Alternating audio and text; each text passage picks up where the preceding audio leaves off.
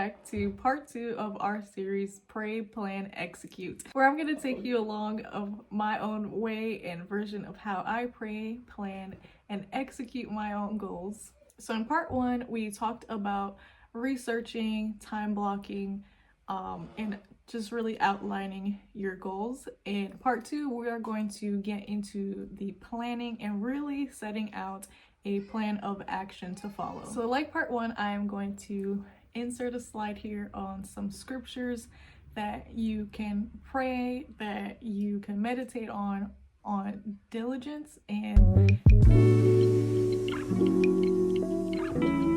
that really helped me along the way was continuing to look into the Word of God, what God says about diligence, what God says about faithfulness, and that really helped me to just continue to push forward regardless of maybe the lack of confidence I was feeling to start a small business from literally zero. So that really helped. One, we talked about time framing and time blocking.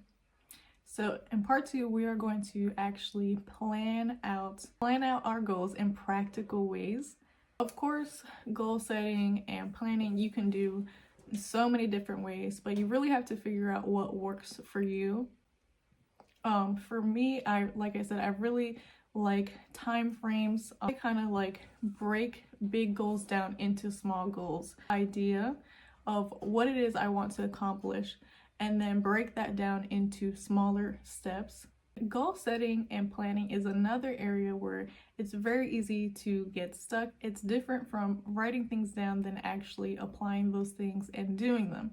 So for me, when again that time frame of when I was just learning and still also learning to be diligent myself, to be faithful, to be a little more hardworking in the things that I felt like I was called to do.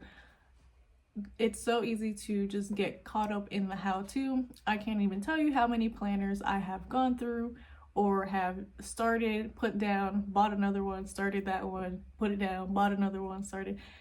The amount of planners, notebooks, and things I have gone through is crazy. So it's actually really easy to get stuck in this phase as well.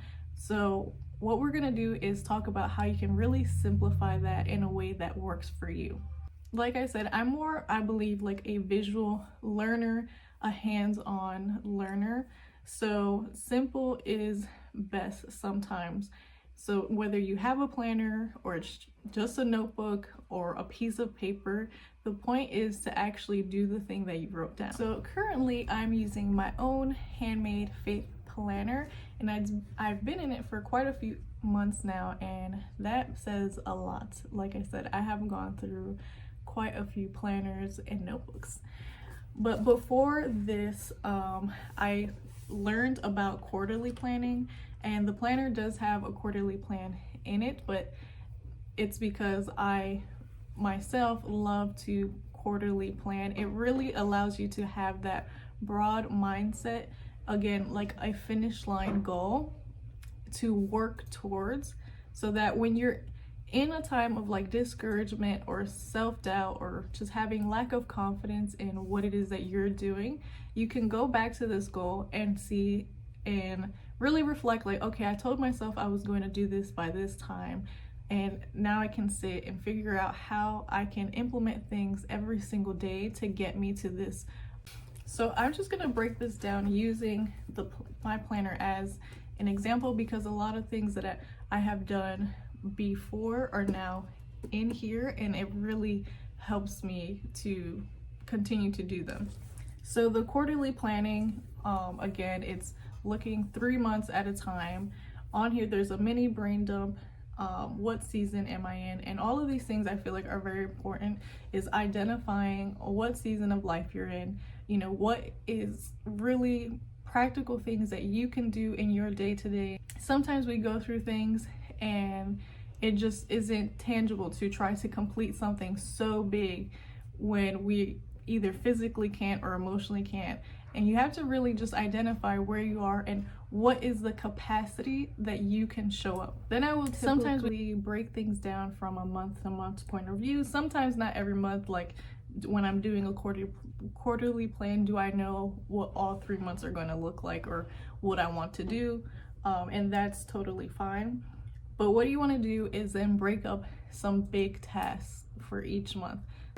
The website is, again, learning the website, learning the platform that I am on, learning how to upload images, what pixel size they need to be at, what ratio size they need to be at, so they can be high quality images on website form and mobile form. Learning the difference between the website form and the mobile form. There's a lot of things too that come with building out a website. There's a lot of things that are done for you that are very important techie things that you don't have to necessarily learn because it's the website platform has already done all that for you, and that's why you're on there, because they're providing that service, but it is your job to customize it. So just learning what my role in creating this website is. And then set some milestones for yourself. So what your big goal is, what your big tasks are, and what are some milestones that means you are getting closer to achieving this goal. So for me was identifying what platform I wanted to be on. That's a milestone. Signing up for the platform, creating my account, another milestone. Starting to actually play around with it, edit some things on there and upload some things like my brand logo, another milestone. And something I always remind myself is that small steps are big steps. So all these small steps that I'm taking will ultimately lead up to my big step of having a full-blown customized website. Now, when you have your big picture and you have your goals semi-broken down into the milestones and tasks for yourself, now you can really break this down even smaller in daily steps, because it's easy to set goals and big goals. Then we go to execute them. We have no idea where to start or what's the first thing that needs to be done. So it's important to identify all the things that are attached to your goal and whatever it is that you want to do. Like I said, for me, I'm using the website as an example. So it was very important for me to know what my role is in building this website, what it is my job to learn, and what I need to understand to build a very nice customized website for Sow the Seed Stationery. And then that way I can break it down into daily tasks for myself. So this is my weekly layout, and this is actually last week's now, but something I also want to get into is taking yourself seriously. Like, I take myself very serious when it comes to Sow the Seed Stationery. We're here, you can see it says photo shoot day. I have on Monday, I had planned photo shoot prep. So of course, learning all of these things now to building out a customized website, I knew that I had to up my quality in photos for some of my products, and I wanted to take some just new brand pictures for myself as the brand owner, because when I first started Sow the Seed Stationery, I did a couple headshots front of our coffee area, and I've been using that photo for over a year now, and it's so amazing to see how far I have grown from that moment to where I am now. So I just really, for myself, wanted to take some elevated photos because it just speaks to the growth that has been happening. But again, I took the time to plan these things out and just write them down but execute them. So I knew I had to look up what kind of styles I wanted. I made a Pinterest board for the brand photo shoot, and I have a content board on Pinterest. Again, free resources that you can use for ideas, inspiration, cute in a way that works for you. So I don't have some big studio, I don't have studio lights, I don't have some $600 camera.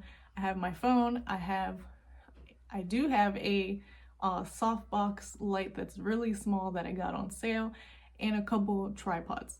A big mantra for me that I have used time and time again is all I have is all I need. And I feel like God is very faithful in loving and showing us that. I know for me personally, he has, especially from where I started to where I am now.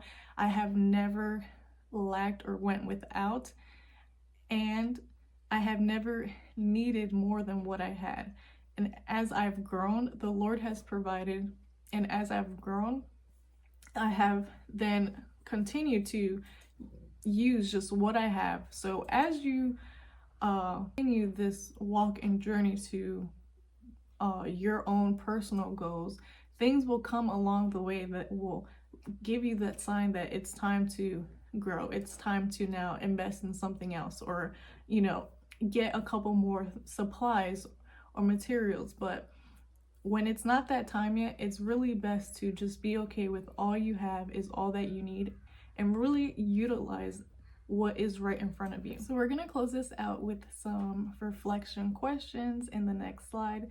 Again, things to focus on, things to ask yourself and reflect on, and let me know what are some things you're working on, some areas that you struggle executing your own goals.